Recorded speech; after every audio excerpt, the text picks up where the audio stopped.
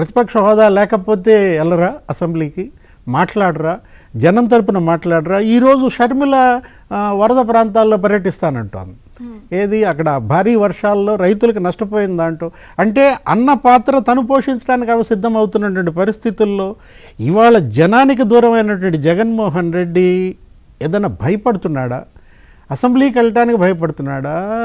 జనంలో ఉండటానికి భయపడుతున్నాడా? అర్థం కావట్లా. 3 రోజులు ఢిల్లీలో మకాం దేనికోసం? ఆయన అక్కడేదో అయిపోతుందనే పిక్చర్ ఇస్తున్నారు, కానీ ఇక్కడ ఏపీకి అంత బాగుందని కదా ఫినిష్ చేయమని, కంప్లీట్ చేయమని ఇట్లా వస్తున్నాయి. గమ్మత్తు ఏంటంటే, మీరన్న గమ్మత్తు, ఢిల్లీలో జగన్ ఉంటాడు, ఇక్కడేం ఫైళ్లు తగలబెడతారు. ఏది ఫైళ్లు తగలబెట్టే పనిలో ఫైళ్లు తగలబెడుతున్నారు. అక్కడేమో జగన్మోహన్ రెడ్డి ఇప్పుడు ఢిల్లీ వెళ్ళడంలో కూడా కుట్రకోణం కనపడుతుంది. ఏంటి జగన్మోహన్ రెడ్డి ఢిల్లీ పర్యటన, ఇది కేవలం ముసుగు మాత్రమే.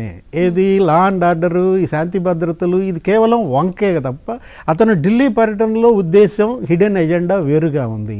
తన బలం తగ్గలేదు, 11 మంది రాజ్యసభలో నాకు ఉన్నారు, నేను ఇంకా బలంగా ఉన్నాను అని బీజేపీ దగ్గర, అక్కడ పెద్దల దగ్గర ముద్ర ఎంచుకోవటం కోసమా?